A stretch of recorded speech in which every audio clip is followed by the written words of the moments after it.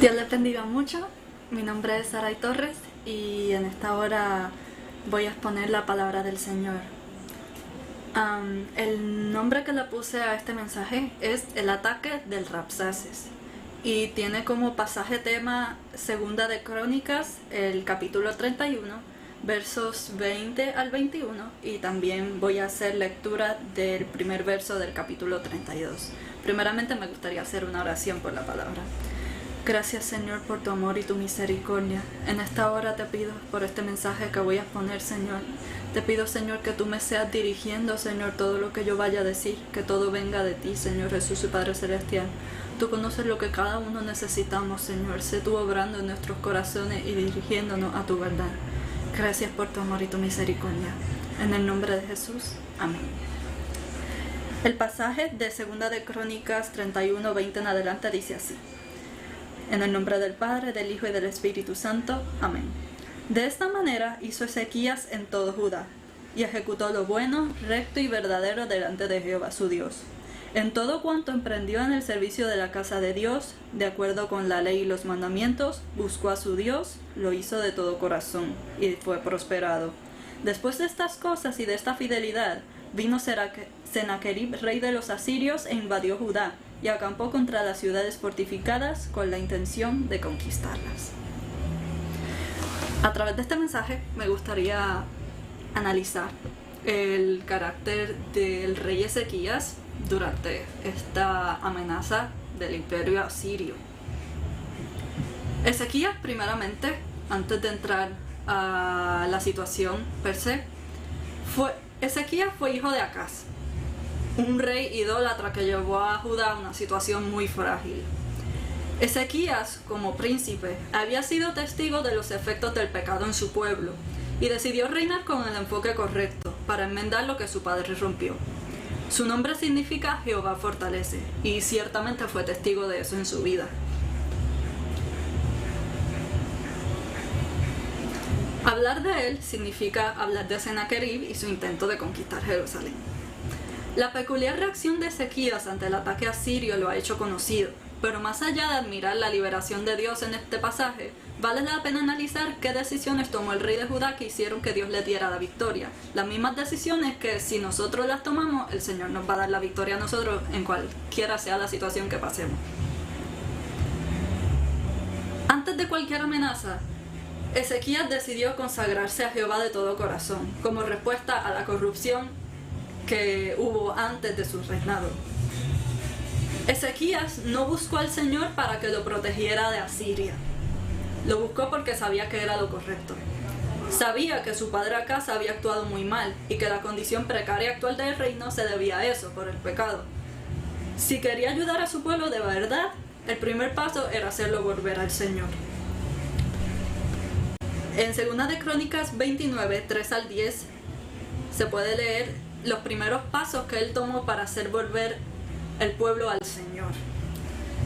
En el primer año de su reinado, en el mes primero, abrió las puertas de la casa de Jehová y las reparó, e hizo venir a los sacerdotes y levitas y los reunió en la plaza oriental, y les dijo: Oídme, levitas, santificaos ahora y santificad la casa de Jehová, el Dios de vuestros padres, y sacad del santuario la inmundicia, porque nuestros padres se han rebelado y han hecho lo malo ante los ojos de Jehová nuestro Dios, porque le dejaron y apartaron sus rostros del tabernáculo de Jehová y le volvieron las espaldas. Y aún cerraron las puertas del pórtico y apagaron las lámparas. No quemaron incienso ni sacrificaron holocausto en el santuario al Dios de Israel. Por tanto, la ira de Jehová ha venido sobre Judá y Jerusalén, y los ha entregado a turbación, a execración y escarnio, como veis vosotros con vuestros ojos. Y aquí nuestros padres han caído a espada, y nuestros hijos, nuestras hijas y nuestras mujeres fueron llevados cautivos por esto. Ahora pues, yo he determinado hacer pacto con Jehová, el Dios de Israel, para que aparte de nosotros el ardor de su ira. Ezequías ni siquiera llevaba un mes en el trono cuando comenzó sus reformas. Lo primero que hizo fue reparar el templo, que había estado abandonado durante el reino de su padre. Lo siguiente fue santificar a los sacerdotes y levitas para que de ahí la purificación del resto del pueblo pudiera partir. Aplicando esto a nuestras vidas, Para ver la victoria del Señor en nosotros, debemos primero reparar nuestro corazón. Somos templo del Espíritu Santo. Cargamos la presencia de Dios en nosotros. Para ser dignos recipientes de su gracia, debemos reconocer el daño que hace el pecado y decidirnos a seguir al Señor. Debemos reparar nuestra mentalidad. Si tenemos al Espíritu en nosotros, nuestra mentalidad debe ser como la de Cristo. Ezequías también quitó los altares de corrupción, esos que llevaban a Judá al pecado. Esto lo dice en los versos 15 al 16 de 2 de Crónicas 29. Estos reunieron a sus hermanos, hablando de los levitas y de los sacerdotes, y se santificaron y entraron conforme al mandamiento del rey y las palabras de Jehová para limpiar la casa de Jehová. Y entrando los sacerdotes dentro de la casa de Jehová para limpiarla, sacaron toda la inmundicia que hallaron en el templo de Jehová al atrio de la casa de Jehová, y de allí los levitas la llevaron fuera al torrente de Cedrón. Ezequías se encargó de echar a un lado todo lo que había hecho tropezar al pueblo, alejándolo de Dios.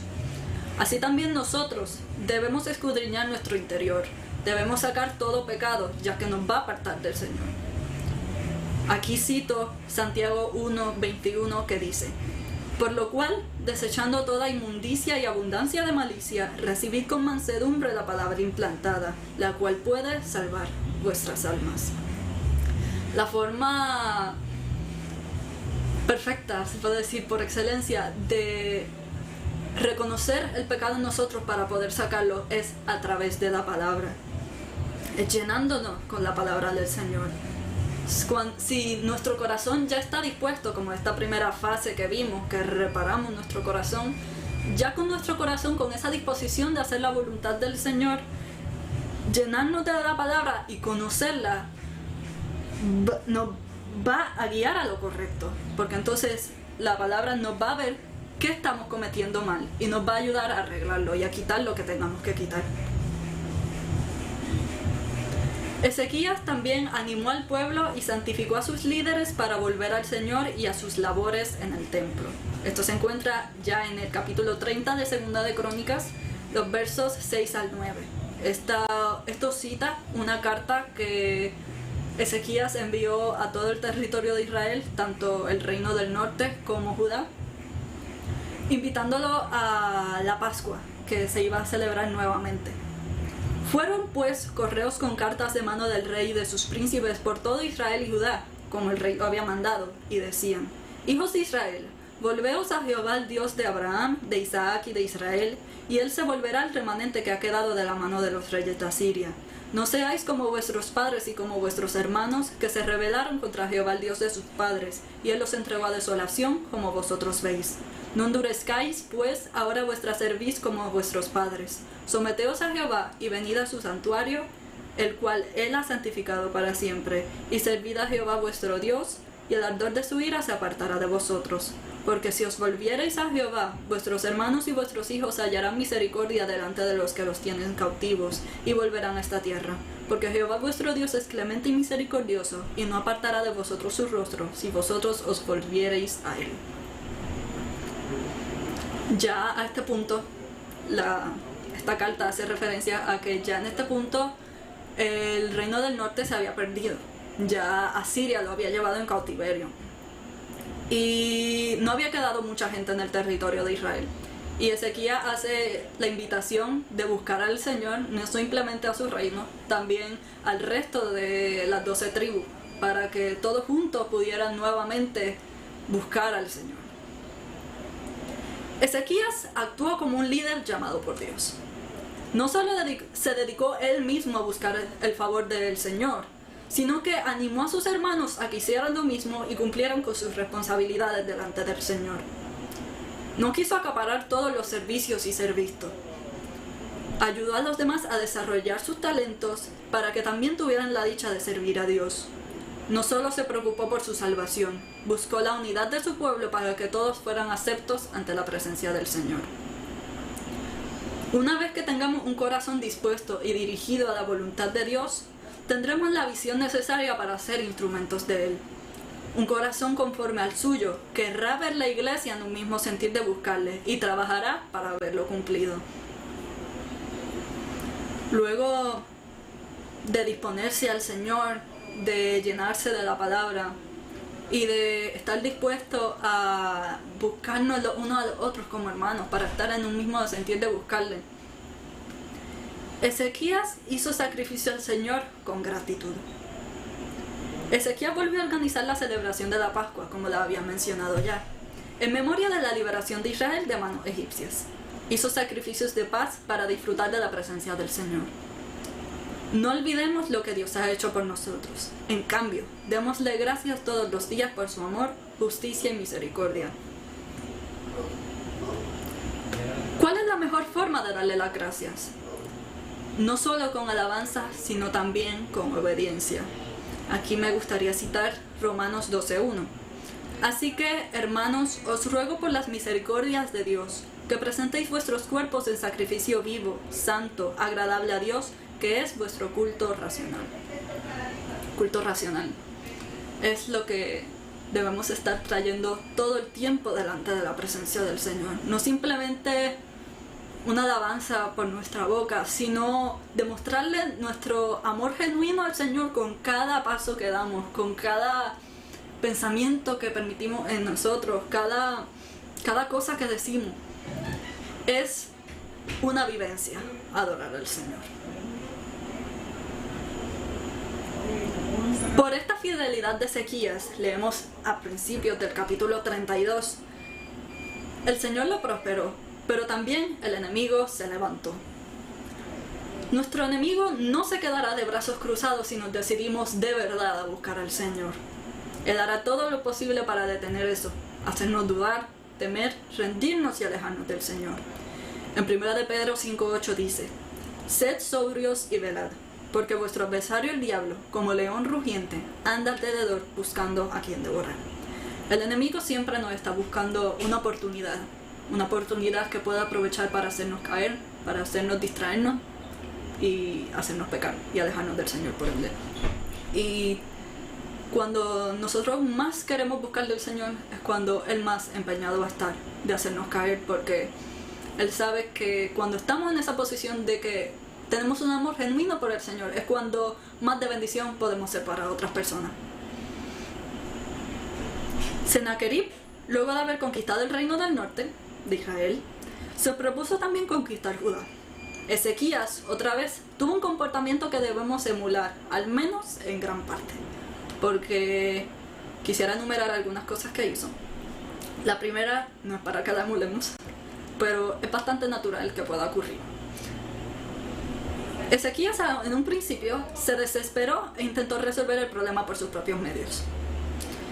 En 2 de Reyes 18, 13 al 16 dice: A los 14 años del rey Ezequías, subió Sennacherib, rey de Asiria, contra todas las ciudades fortificadas de Judá y las tomó. Entonces Ezequías, rey de Judá, envió a decir al rey de Asiria que estaba en Laquis: Yo he pecado, apártate de mí y haré todo lo que me impongas. Y el rey de Asiria impuso a Ezequías, rey de Judá, 300 talentos de plata y 30 talentos de oro. Dio, por tanto, Ezequías toda la plata que fue hallada en la casa de Jehová y en los tesoros de la casa real. Entonces Ezequías quitó el oro de las puertas del templo de Jehová y de los quiciales que el mismo rey Ezequías había cubierto de oro, y lo dio al rey de Asiria. También cito Isaías 36, 4 al 6, que explica más bien un intento de alianza que hubo durante el reino de Ezequías. Dice: A los cuales dijo el Rabsaces: Decid ahora Ezequías, el gran rey, el rey de Asiria, dice así: ¿Qué confianza es esta en que te apoyas? Yo digo que el consejo y poderío para la guerra de que tú hablas no son más que palabras vacías. Ahora bien, ¿en quién confías para que te rebeles contra mí? He aquí que confías en este báculo de caña frágil, en Egipto, en el cual si alguien se apoyare, se le entrará por la mano y la atravesará. Tal es para un rey de Egipto, para con todos los que en él confían.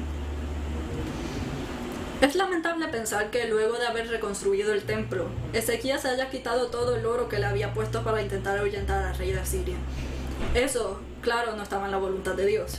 Tampoco lo estaba la posible alianza en Egipto, que el profeta Isaías, además de este pasaje que ya leímos, hace varias referencias antes de entrar al ataque de Sennacherib, así que ya esta idea de la alianza con Egipto no era simplemente algo traído por Sennacherib, era algo que ya Isaías y por ende el Señor estaba advirtiendo al pueblo.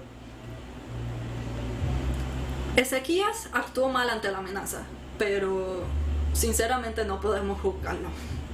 ¿Acaso nosotros, con la mirada puesta en Jesús, no nos desviamos a ver las olas y el viento en ocasiones? El miedo nos paraliza, nos hunde en ansiedad. Intentamos hacer las cosas por nuestra cuenta. Intentamos ayudar a Dios en medio de nuestras pruebas, cuando es más que obvio que Él no necesita esa ayuda. En la espera, intentamos buscar una salida que solo el Señor puede proveer. Eso nos lleva a cometer errores y oscurecer aún más nuestro panorama. El Señor quiere que estemos tranquilos en nuestras pruebas, porque por más difíciles que se vean, Él tiene todo bajo control y obrará para bien para los que aman a Él, para los que le aman. Precisamente haciendo referencia a estos capítulos que Isaías dedica a la posible alianza con Egipto, el verso 15 del capítulo 30 dice así: porque así dijo Jehová el Señor, el Santo de Israel: en descanso y en reposo seréis salvos, en quietud y en confianza será vuestra fortaleza. Esto también puede ser una alegoría a lo inútil que es poner nuestra confianza en lo que nos hizo daño en el pasado. El enemigo en las pruebas es muy posible que nos recuerde nuestro pasado. Por lo menos, hablando de mi experiencia, me recuerdo mucho el pasado en medio de mis pruebas y de cómo supuestamente estaba mucho mejor antes. Como también se lo recuerdo el pueblo de Israel, que supuestamente estaba tan bien en Egipto que querían dejar el desierto al que el Señor los había traído para bien. El Señor había sido claro hasta el momento de que no quería que Israel tuviera nada más que ver con Egipto. En Deuteronomio 17:16 se cita claramente, ya que Egipto representaba la pasada manera de vivir del pueblo, la vida sin Dios. ¿Por qué volveríamos a ello ahora pensando que algo cambiaría? Lo que nos aleja de Dios es malo donde sea y cuando sea. No nos dejemos engañar por las artimañas del enemigo, porque volver atrás solo nos hará un mal peor. A pesar de este resbalón, a pesar de resbalar, Ezequías se levantó y no permitió que la situación frente a sus ojos lo hiciera desmayar. El éxito de Ezequías en esta batalla no estuvo en ser intachable, sino en decidir seguir adelante y rendirse ante el Señor a pesar de sus errores. Asimismo, el Señor no quiere que nos apartemos de Él y no quiere que nos escondamos de Él si fallamos en medio de nuestras situaciones. El Señor está listo ahí para ayudarnos, recogernos y darnos la fuerza que necesitamos para seguir adelante. Jesús es nuestro abogado y Él sabe por lo que nosotros pasamos y cuán difícil es. Y asimismo Él nos exhorta que ante las tribulaciones, si vemos que cometemos un error, que no nos torturemos por eso, sino que vengamos ante su presencia, pidamos perdón de manera genuina, pero que sigamos hacia adelante porque Él nos va a dar la fuerza y el consuelo que necesitamos. Antes del ataque, también Ezequías, luego de levantarse de esto, reforzó las zonas débiles del reino e instó al pueblo a confiar en el Señor. Esto se encuentra en 2 de Crónicas 32, 2 al 8. Dice: viendo pues Ezequías la venida de Sennacherib y su intención de combatir a Jerusalén, tuvo consejo con sus príncipes y con sus hombres valientes para cegar las fuentes de agua que estaban fuera de la ciudad, y ellos le apoyaron. Entonces se reunió mucho pueblo y cegaron todas las fuentes y el arroyo que corría a través del territorio, diciendo: ¿por qué han de hallar los reyes de Asiria muchas aguas cuando vengan? Después, con ánimo resuelto, edificó Ezequías todos los muros caídos, e hizo alzar las torres y otro muro por fuera. Fortificó además a Milo en la ciudad de David, y también hizo muchas espadas y escudos. Y puso capitanes de guerra sobre el pueblo, y los hizo reunir en la plaza de la puerta de la ciudad. Y habló al corazón de ellos, diciendo: esforzaos y animaos. No temáis ni tengáis miedo del rey de Asiria, ni de toda la multitud que con él viene, porque más hay con nosotros que con él. Con él está el brazo de carne, mas con nosotros está Jehová nuestro Dios para ayudarnos y pelear nuestras batallas. Y el pueblo tuvo confianza en las palabras de Ezequías, rey de Judá. Siempre debemos estar preparados para los ataques del enemigo, pero Dios en su misericordia nos puede avisar de las futuras artimañas para que velemos y nos mantengamos firmes. ¿Qué debemos hacer si entendemos que viene un momento difícil? Reforzar nuestras áreas débiles, sellar los arroyos de los que el enemigo pueda tomar ventaja en nuestras vidas. ¿Estamos ayunando un día a la semana? Reforcemos, añadamos 2 o tal vez 3. ¿Hemos descuidado la oración? Retomémosla y busquemos su rostro. La duda inunda nuestra mente, la fe viene por el oír. Llenémonos de la palabra. Ciertas cosas inofensivas en nuestro diario vivir nos están siendo ocasión de caer, saquemos eso de nuestras vidas. Me gustaría citar Efesios 6, 10 al 13. Por lo demás, hermanos míos, fortaleceos en el Señor y en el poder de su fuerza. Vestíos de toda la armadura de Dios, para que podáis estar firmes contra las acechanzas del diablo. Porque no tenemos lucha contra sangre y carne, sino contra principados, contra potestades, contra los gobernadores de las tinieblas de este siglo, contra huestes espirituales de maldad en las regiones celestes. Por tanto, tomad toda la armadura de Dios, para que podáis resistir en el día malo, y habiendo acabado todo, estar firmes. Me gusta cómo este pasaje advierte al pueblo cristiano que nuestras armas son espirituales porque nuestro enemigo es espiritual. Nuestras situaciones en muchas ocasiones son ocasionadas porque el enemigo quiere detener nuestra búsqueda de Dios. O sea, nos estamos enfrentando a los principados, a las potestades, a seres que por nuestras propias fuerzas nosotros no podemos combatir contra ellos, porque nosotros somos seres humanos simplemente. Por eso, la importancia de buscar al Señor en medio de nuestras pruebas. Porque solamente con las fuerzas del Señor vamos a poder salir victoriosos. Luego de eso, a Jerusalén llegaron los siervos de Sennacherib, entre ellos el Rabsaces, una figura que refleja de forma certera al tentador de Jesús de Mateo 4. Este principal del ejército asirio vino de antemano para jugar con la psicología del pueblo, justo como el diablo hace con nosotros ante la tribulación. Me detendré a explicar las tácticas que usó en su discurso, las que el enemigo también emplea con nosotros. Como tal vez sabrán los que conocen ya esta historia, antes de que Sennacherib viniera a atacar a Jerusalén, envió a estos siervos suyos para desmoralizar al pueblo. Y quisiera analizar todas estas cosas que estos siervos de Sennacherib le dijeron a Ezequías y a Judá, y compararlas cómo el enemigo usa esa misma psicología contra nosotros.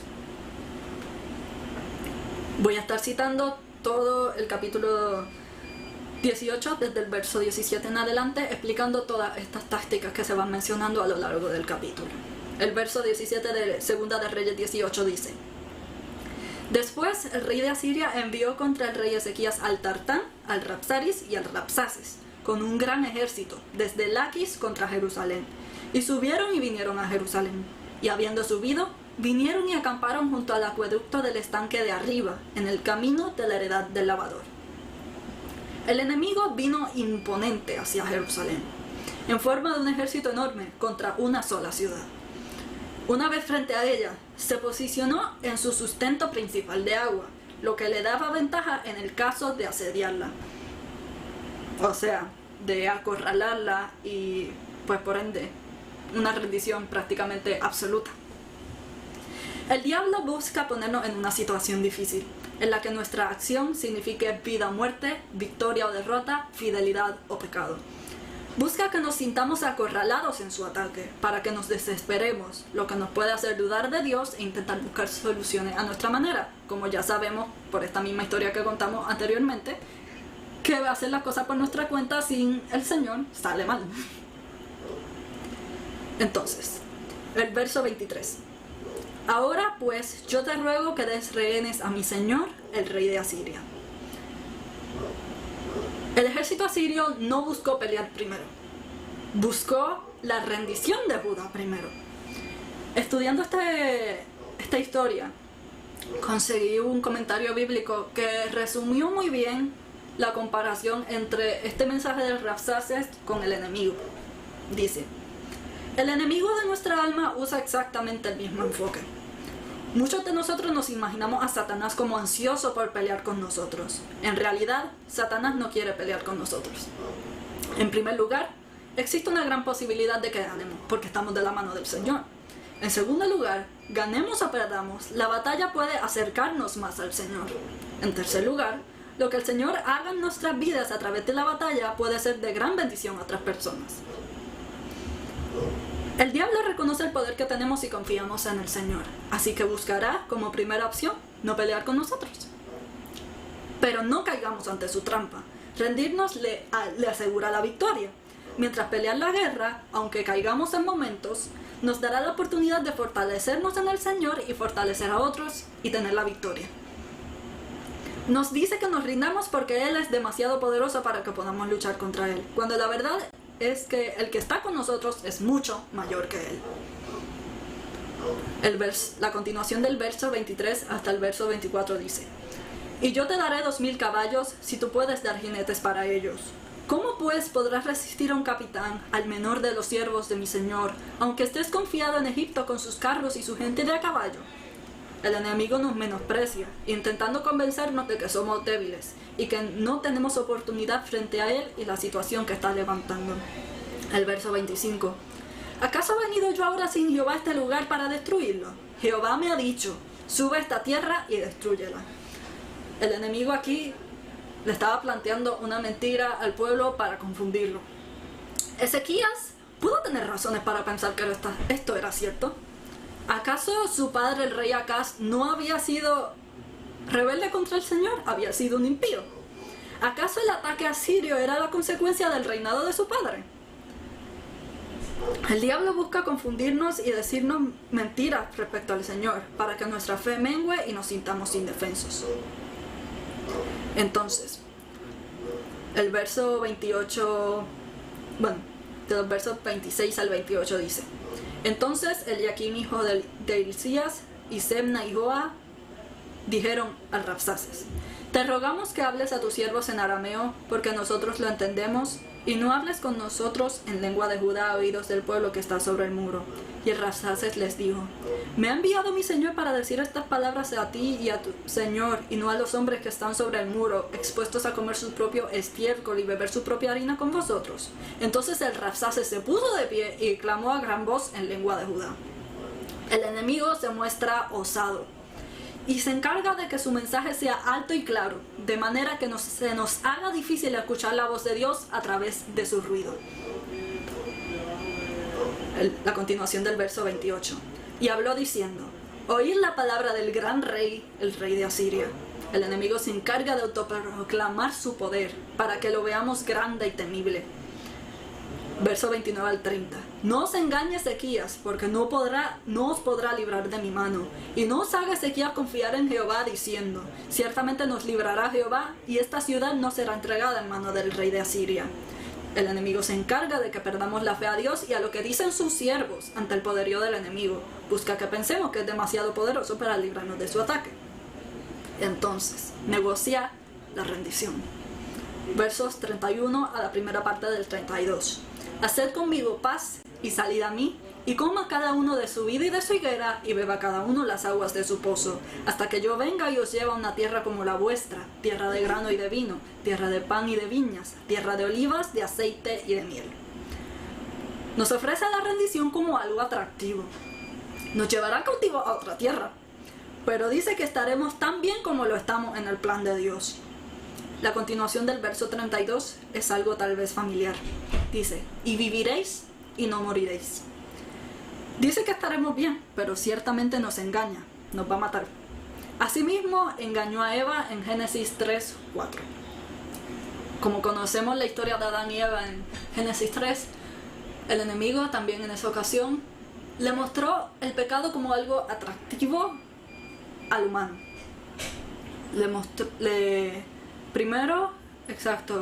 Se encargó de que lo viera como algo atractivo, como algo tal vez bueno, y luego contradijo lo que el Señor había pautado.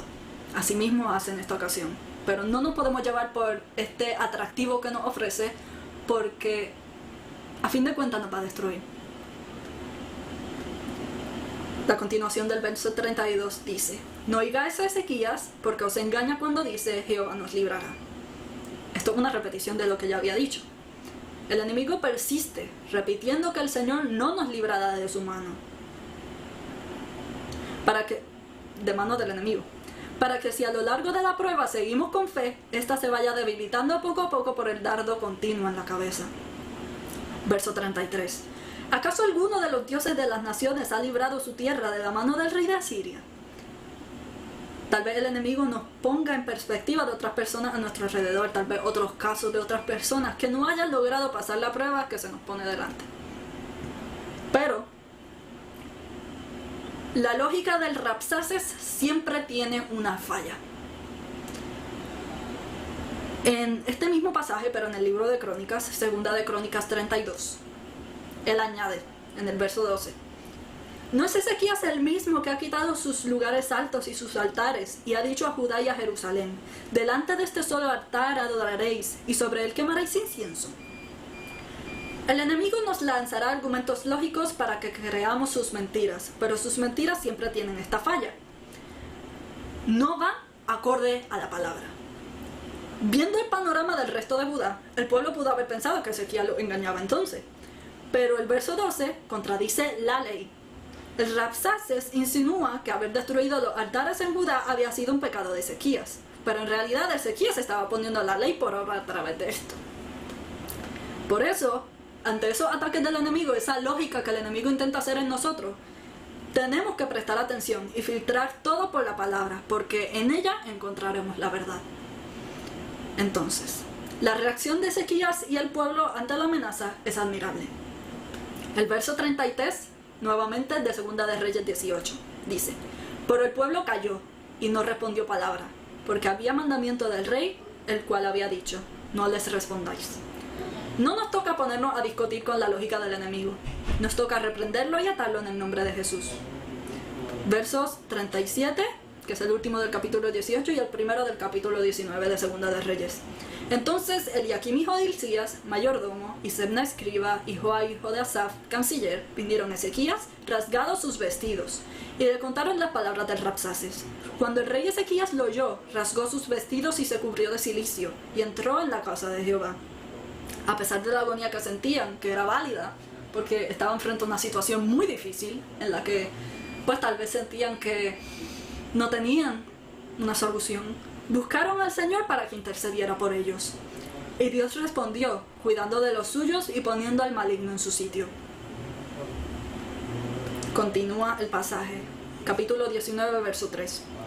Este día es día de angustia, de reprensión y de blasfemia, porque los hijos están a punto de nacer y la que da a luz no tiene fuerzas. Es cierto que podemos llegar a sentirnos sin fuerzas en medio del ataque del maligno. Estos ataques suelen preceder bendiciones hermosas. El verso 4. Quizá oirá Jehová tu Dios todas las palabras del Rabsaces, a quien el rey de los asirios su señor ha enviado para blasfemar al Dios viviente. Es cierto que en ocasiones nos preguntamos si el Señor puede ver nuestra situación difícil, cómo el enemigo se levanta contra nosotros y contra el nombre del Altísimo. Muchas veces sentimos que el Señor no está pendiente de nuestra situación, pero el Señor está pendiente de nuestra situación y responde al clamor de los suyos. La respuesta del Señor a través de Isaías dice así, en el verso 6 del capítulo 19 de Segunda de Reyes.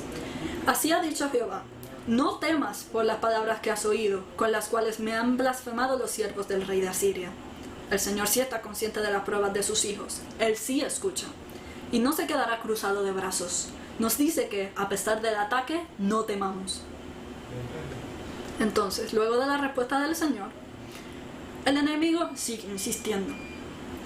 En los versos 9 al 12 del capítulo 19 dice: entonces volvió él y envió embajadores a Ezequías, diciendo, hablando de Sennacherib: así diréis a Ezequías, rey de Judá: no te engañe tu Dios en quien tú confías, para decir: Jerusalén no será entregada en mano del rey de Asiria. Y aquí tú has oído lo que han dicho los reyes de Asiria, lo que han hecho los reyes de Asiria a todas las tierras, destruyéndolas. ¿Y escaparás tú? ¿Acaso libraron sus dioses a las naciones que mis padres destruyeron? Esto es, Gozán, Harán, Resef y los hijos de Edén que estaban en Telasar. El enemigo, aunque usemos las armas apropiadas contra él, no se rendirá. Volverá y volverá y volverá. Seguirá repitiendo en nuestra cabeza sus dardos para que no nos quede ni un suspiro en el ataque para recuperar la fe. El verso 14 dice así: y tomó Ezequías las cartas de manos de los embajadores, y después que las hubo leído, subió a la casa de Jehová y las extendió Ezequías delante de Jehová. Debido al fuerte y constante ataque, no será extraño que nuestras fuerzas se debiliten. Por eso tendremos que volver y volver a la presencia del Señor a presentarle nuestra situación, para que nos renueve. Aquí cito Santiago 4:7. Someteos, pues, a Dios. Resistid al diablo y huirá de vosotros. Porque, pues precisamente, hay que resistir al enemigo, porque el enemigo no se rinde fácilmente, sabiendo precisamente que queremos servir al Señor. Entonces, esta es la oración, la segunda oración de Ezequías respecto a esta situación. El verso 15. Jehová Dios de Israel, que moras entre los querubines, solo tú eres Dios. Reconozcamos el poder de Dios, aunque no veamos ni sintamos su obra aún. El verso 16. Inclina, oh Jehová, tu oído y oye. Abre, oh Jehová, tus ojos y mira. Y oye las palabras de Sennacherib, que ha enviado a blasfemar al Dios viviente. Volveremos a pedir que nos oiga y mire nuestra situación, que no desampare la obra de sus manos, aunque ya nos haya dicho anteriormente que está ahí con nosotros, porque, pues, la situación es difícil. Y aunque tal vez sabemos que el Señor está ahí, las fuerzas se nos acaban. Y es natural venir a su presencia. Verso 17. Es verdad, oh Jehová, que los reyes de Asiria han destruido las naciones y sus tierras. No tenemos que negar el problema. El problema está ahí y nos está afligiendo. Verso 19. Sálvanos, te ruego, de su mano, para que sepan todos los reinos de la tierra que solo tú, Jehová, eres Dios. Pero reconozcamos, a pesar del problema, que el Señor está por encima de esa situación y guardará a los suyos. Entonces, esta oración resultó en la respuesta definitiva de Dios ante esta situación. Aquí estoy citando Segunda de Reyes 19, de los versos 20 al 22, el 28 y los versos 32 al 35, que es la resolución, el problema. Entonces Isaías, hijo de Amós, envió a decir a Ezequías: así ha dicho Jehová, Dios de Israel: lo que me pediste acerca de Sennacherib, rey de Asiria, he oído. Esta es la palabra que Jehová ha pronunciado acerca de él. La virgen hija de Sión te menosprecia, te escarnece. Detrás de ti mueve su cabeza la hija de Jerusalén. ¿A quién has vituperado y blasfemado? ¿Y contra quién has alzado la voz y levantado en alto tus ojos? Contra el Santo de Israel. Por cuanto te has airado contra mí, por cuanto tu arrogancia ha subido a mis oídos, yo pondré mi garfio en tu nariz y mi freno en tus labios, y te haré volver por el camino por donde viniste. Por tanto, así dice Jehová acerca del rey de Asiria: no entrará en esta ciudad, ni echará saeta en ella, ni vendrá delante de ella con escudo, ni levantará contra ella baluarte. Por el mismo camino que vino, volverá, y no entrará en esta ciudad, dice Jehová. Porque yo ampararé esta ciudad para salvarla, por amor a mí mismo y por amor a David, mi siervo. Y aconteció que aquella misma noche salió el ángel de Jehová, y mató en el campamento de los asirios a 185,000. Y cuando se levantaron por la mañana, he aquí que todo era cuerpos de muertos. El Señor hace referencia en el verso 28 del garfio en la nariz de Sennacherib y del freno, porque también, estudiando esta historia, descubrí que el pueblo asirio era un pueblo violento, muy violento. Y leí que cuando ellos tomaban algún pueblo en cautiverio, ellos precisamente ponían a los cautivos un freno en la nariz o en la boca. Y aquí podemos ver que el Señor usa esta misma imagen de violencia y de poder sobre sus enemigos de Asiria, en contra de Asiria, como mostrándose muy por encima de Asiria, a pesar del poder que querían presentarle a Judá. Esto pues me hace pensar en cómo a veces nosotros vemos nuestras situaciones y vemos al enemigo grande y incontrolable e imponente en medio de las situaciones que estamos pasando, pero el Señor, para el Señor no es nada vencerlo. El Señor es todopoderoso y el Señor en su tiempo, cuando hayamos aprendido la lección que tengamos que aprender a través de esta situación, cuando aprendamos a depender de Él a pesar de la situación, el Señor va a acabar con la situación y ciertamente en su tiempo el enemigo va a ser vencido y no vamos a tener que lidiar más con él. Pronto vendrá el día en que el Señor va a recoger a su pueblo y el enemigo va a ser juzgado y nuestras lágrimas y nuestro sufrimiento se va a acabar. No perdamos esa esperanza. Ezequías puso a Dios como su prioridad y el Señor se encargó de darle todo lo que necesitaba, aun en las noches más oscuras. Me hace recordar Mateo 6:33. Buscad primeramente el reino de Dios y su justicia, como precisamente lo hizo Ezequías, y todas las cosas os serán añadidas. El Señor obrará a favor de su nombre y de sus hijos. Él nos hará justicia. Él aplastará al maligno para siempre y viviremos en paz con nuestro amado. Mantengamos firme, sin fluctuar, la profesión de nuestra esperanza, porque fiel es el que prometió. Eso se encuentra en Hebreos 10:23. Grande es nuestro galardón. No nos rindamos. La victoria está segura en Él. Él no desampara la obra de sus manos. Veremos sus promesas cumplidas en nuestras vidas. Sigamos adelante, con fe, aunque no entendamos qué Él va a hacer. Porque lo que hará, sin duda, será maravilloso y mejor de lo que podamos pensar. Esperemos en Él, porque valdrá la pena. Lo que nos resta es usar el ejemplo de Ezequías para saber cómo debemos actuar ante esas situaciones difíciles. Decidamos seguir al Señor de todo corazón, por su amor y su misericordia. Estemos dispuestos a ser diferentes, a no dejarnos llevar por los placeres de este mundo, a negarnos a nosotros mismos por cumplir su voluntad agradable y perfecta, con tal de ponerlo como la máxima prioridad de nuestras vidas. La búsqueda continua de su rostro nos hará mantenernos conectados a Él durante las pruebas más difíciles, a pesar del temor y la duda. Esto ha sido todo lo que el Señor ha puesto en mi corazón. Me gustaría hacer oración por las personas que estén escuchando y por las que luego escuchen este mensaje, para que esta palabra caiga en lo profundo de nuestros corazones, porque ciertamente no estamos viviendo momentos fáciles, estamos viviendo momentos muy difíciles. Pero agarrados de la mano de Dios, por más oscuro que se vea nuestro panorama, vamos a tener la victoria. Padre, en el nombre de Jesús, gracias por esta oportunidad que me has dado de exponer tu palabra. Tú conoces lo que cada uno estamos pasando, tú conoces las situaciones difíciles que estamos atravesando.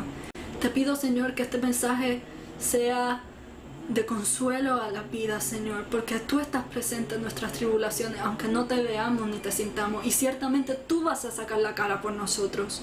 Te pido, Señor, que tú nos renueves la fuerza en medio de nuestras situaciones para que podamos seguir adelante y nos podamos seguir llenando de ti, porque solamente de tu mano vamos a llegar a la victoria y solamente en tu mano estamos seguros. Gracias por tu amor y tu misericordia, porque tú siempre eres fiel y vamos a ver la victoria en ti. Gracias, Señor, por tu amor y tu misericordia. En el nombre de Jesús. Amén. Esto fue todo lo que el Señor puso en mi corazón. Dios les bendiga mucho.